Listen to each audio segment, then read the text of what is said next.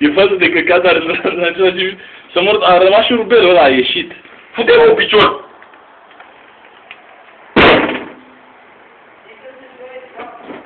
Băi, pula mea, că se deschide! Fute-mă un picior! Bă, ce pula mea are, mă? O luă pe cam. E deschis, pardon, nu se vede nimic. E mai înăuntru. N-aveți o cheie, vreunul? Cheie de la casă? Păi da. Da. Ideea, vezi așa.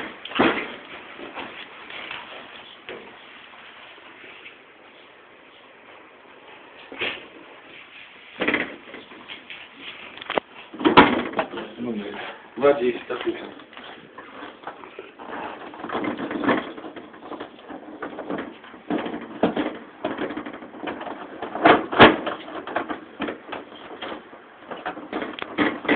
Bă, nu cred, bă, nu cred. Nu e corect din cheiță. Nu e. Ce frăție.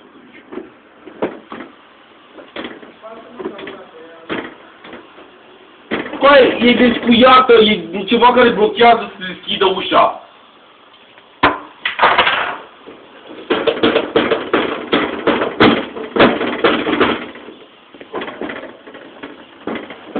Băga mie și pula.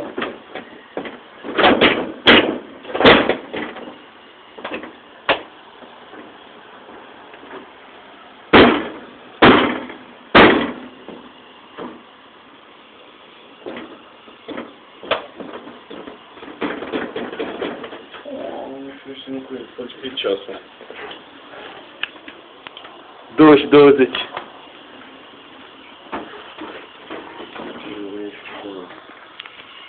Bagă-i codul, știi?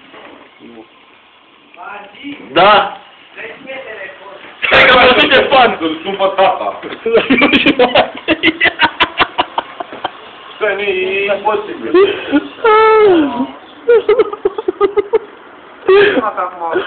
Am filmat toată scena cu panică cu cuțitul.